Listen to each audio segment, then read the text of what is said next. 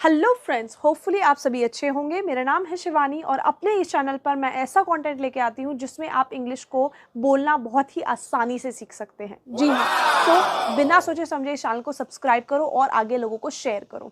आज की जो वीडियो है मैंने इस टॉपिक पर बनाई है जो कि बहुत ही कॉमन है, वो है सफाई। अब हम हर किसी के घर के अंदर सफाई तो ज़रूर होती है, ठीक है, लेकिन सफाई की जो टास्क होते हैं, जो एक्टिविटीज़ होती हैं, उनको हम इंग्लिश में कैसे कहते हैं आज हम इस वीडियो में सीखेंगे। विदाउट स्किपिंग इस वीडियो को पूरा देखिएगा, ठीक है।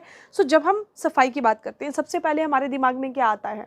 झाड़ू पोछा, डस्टिंग, बर्तन धोना, कपड़े धोना, ठीक है, जो रूम फैला हुआ है उसको समेटना, ठीक है।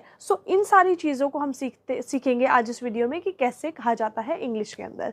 सबसे पहले हम लोग क्या करते हैं, मैं अपना जो मेरा साइकिल रहता है सफाई करने का उसके हिसाब से बताऊंगी। सबसे पहले मैं क्या करती हूँ, जो सामान फैला हुआ है रूम के अंदर उसको समेटती हूँ। फॉर एग्जाम्पल, अगर कपड़े कहीं पे बिखरे पड़े हैं, कोई टॉयज़ बिखरा पड़ा है, सबको समेटना, अपनी अपनी जगह पर रखना, उसको हम इंग्लिश में कहते हैं straighten up the room, straighten up the hall, यानी कि हॉल है या रूम है उसको स्ट्रेटन अप करना, या टाइडी अप द रूम, यानी कि उसको थोड़ा सा समेट लेना, जो बिखरी हुई चीज़ें हैं उनको जगह पर रख देना, उसको हम कहते हैं स्ट्रेटन अप द रूम और टाइडी अप द रूम, ठीक है।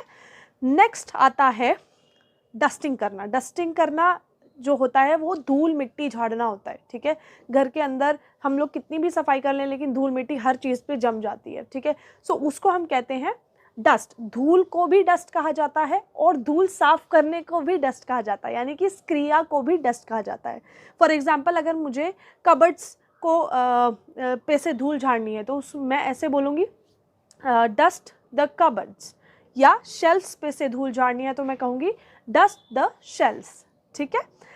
नेक्स्ट आता है झाड़ू लगाना, ठीक है। झाड़ू जो मटेरियल होता है, ठीक है, उसको हम कहते हैं ब्रूम, लेकिन झाड़ू लगाना जो क्रिया होती है, जो काम होता है झाड़ू लगाना, उसको हम कहते हैं स्वीप अप। जी हाँ, उसको कहते हैं स्वीप अप, ठीक है। अब धूल मिट्टी जम गई, धूल मिट्टी हट गई है, झाड़ू लग चुकी है। अब आता है हमारा एक प्रोसेस जिसमें कि कई चीज़ें ऐसी होती है जो सूखे कपड़े से साफ़ नहीं होती है। थोड़ा सा कपड़ा गीला करना पड़ता है, निचोड़ना पड़ता है और थोड़े से नम कपड़े से उसको साफ़ करना पड़ता है, ठीक है। ऐसी जो चीज़ें होती हैं जो थोड़े नम कपड़े से साफ़ होती हैं उसको हम कहते हैं वाइप करना। हाँ जी, और ये जो नम कपड़ा होता है उसको हम कहते हैं डैम्प क्लोथ, उसको हम क्या कहते हैं? डैम्प क्लोथ, जी हाँ। अब हम इस एक्टिविटी को ऐसे कह सकते हैं, wipe up the table with a damp cloth, यानी कि टेबल को एक डैम्प क्लोथ से, नम कपड़े से पोंछ दो या साफ कर दो, ठीक है। ये एक्टिविटी भी हमने सीख लिया है कि इसको इंग्लिश में कैसे कहा जाता है। अब आती है पोछे की बारी, ठीक है। पोछा क्या करता है भैया? पोछे को हम इंग्लिश में कहते हैं मॉप और पोछा लगाने को कहते हैं मॉप। जी हाँ, इसकी भी दोनों की सेम ही है, क्रिया को भी वही कहते हैं और उस वर्ड को भी वही कहते हैं, ठीक है। हम मॉप अप भी बोल सकते हैं, मॉप भी बोल सकते हैं।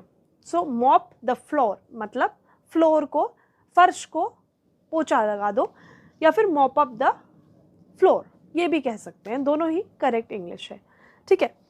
अब आता है थोड़े से बर्तन साफ़ करने हैं, थोड़े से कपड़े साफ़ करने हैं। तो बर्तनों को इंग्लिश में हम लोग वैसे यूटेंसिल्स कहते हैं, ठीक है, लेकिन जब बर्तन साफ़ करने की बात आती है तो उसके लिए एक प्रॉपर सेंटेंस है, डू द डिशेस। जी, डिशेस को वैसे तो पकवान कहा जाता है, पकवान यानी कि जो खाने में बना है पकवान, लेकिन जब हम बर्तन साफ़ करने की बात आती है तो उसको हम इंग्लिश में ऐसे ही कहते हैं, डू द डिशेस, ठीक है, और वॉश द डिशेस, ये भी कहा जाता है। अब आता है कपड़ों की बारी। अब कपड़े साफ़ करने को हम कहते हैं डू द लॉन्ड्री।